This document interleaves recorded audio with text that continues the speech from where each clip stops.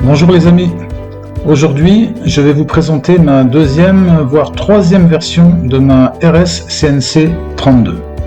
Effectivement, j'ai tout repris de l'ancienne version.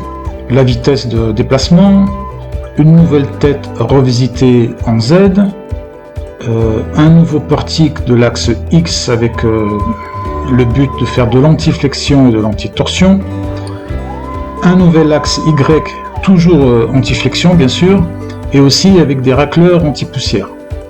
Deux nouveaux moteurs pas à pas avec des grosses poulies de 60 dents pour éviter le décrantage. Rentrons maintenant dans le vif du sujet avec la présentation de cette nouvelle tête du Z.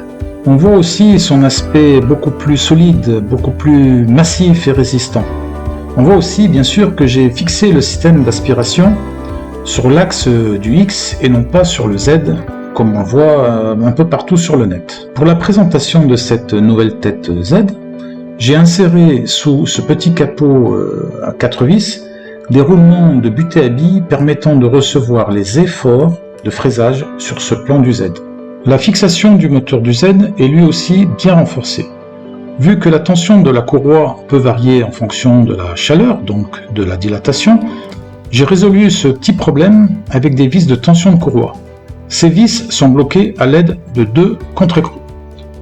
Puisqu'on voit les vis de fixation des roulements de translation, j'ai plutôt choisi des vis BTR M8 qui ont une portée lisse pour recevoir l'axe des roulements. Bien, ici on voit les deux petits trous qui servent à passer une clé scipan. En fait, c'est pour bloquer la poulie de 20 dents du dessus et aussi la poulie de 20 dents du dessous. Et oui, l'ancienne bague en PLA était trop molle. Maintenant, attaquons le nœud du problème. Puisque j'ai tout redesigné à 100%, vous voyez la nouveauté. J'ai donc inséré, enchâssé 4 fers plats de 20 par 10 mm entre les deux plaques de la tête. Et sur ces deux plats, en fait, les deux plats avant, j'ai vissé les rails GN15 en trou par trou. Sur les deux plats arrière, on voit la fixation du système d'accroche et de tension de la courroie du X.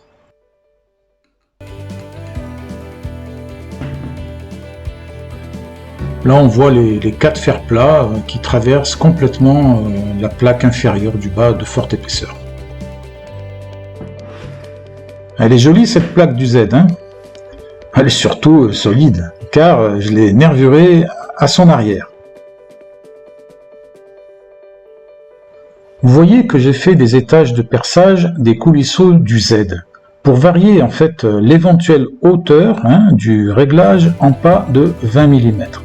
Sur les côtés de la plaque, c'est juste des trous, et aussi logement d'écrou à l'arrière, pour la fixation du système d'aspiration et d'autres accessoires.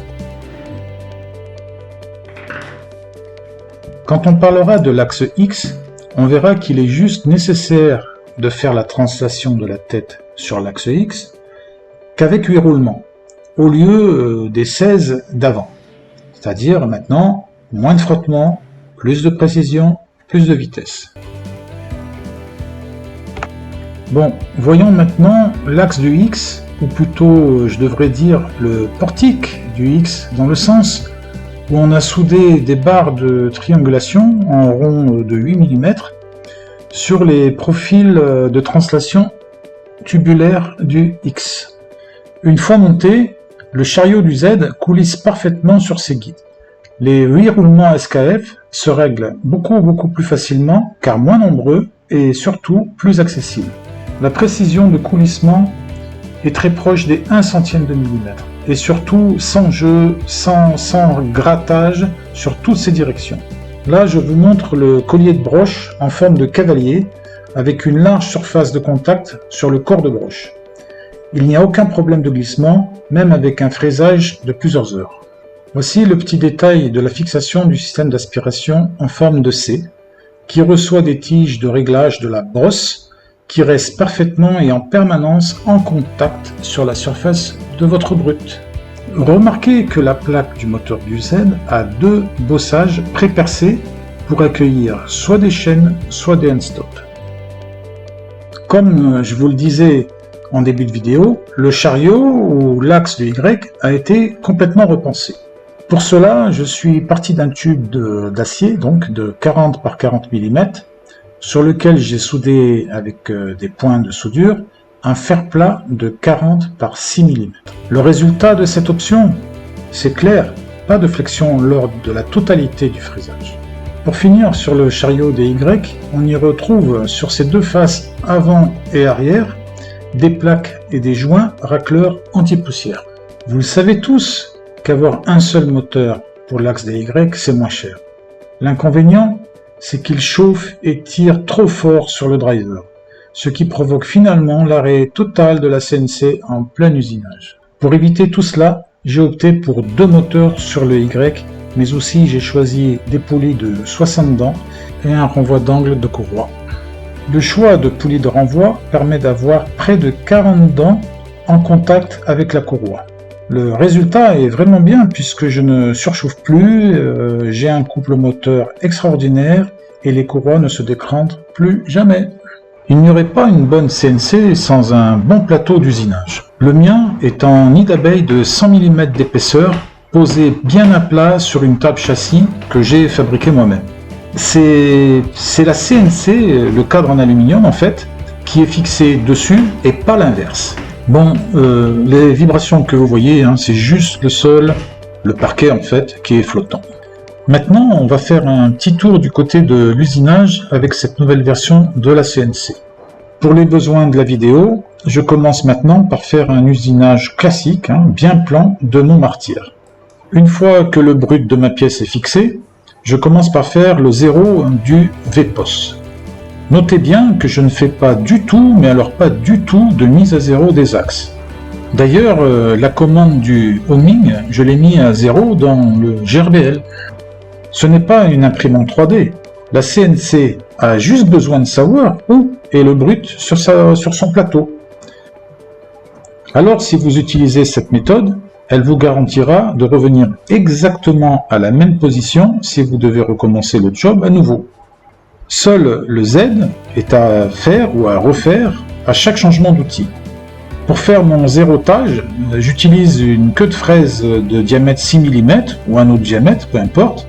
Une fois tangenté, je retranche un demi-diamètre sur l'axe et je fais mon zéro. À répéter donc pour les autres axes, puis le Z. Bon, c'est vrai, les puristes me diront aussi de retrancher l'épaisseur du papier. C'est vrai. À vous de voir en fonction de la précision à produire sur votre projet. Ensuite, perso, un point très important. Une fois le zéro fait, je déplace ma broche où ça m'arrange, pour changer un outil par exemple, ou prendre une cote sur ma pièce. Une fois rangé à l'endroit voulu, je fais une commande de G28.1. Conclusion, si maintenant je fais un simple G28, tous les axes vont se ranger sur le zéro de la pièce. Si au contraire je fais un G28.1, elle va dans son point de garage. C'est facile, non? Bien. Tous ces points ont un sens que si votre CNC est bien calibrée. Je veux dire par là que vous devez usiner une pièce de test pour vérifier que la CNC produise des angles droits parfaits, des cercles parfaits et aussi des dimensions parfaites. Pour ce faire, je fais un test d'usinage d'un carré de bois de 100 mm de côté, par exemple.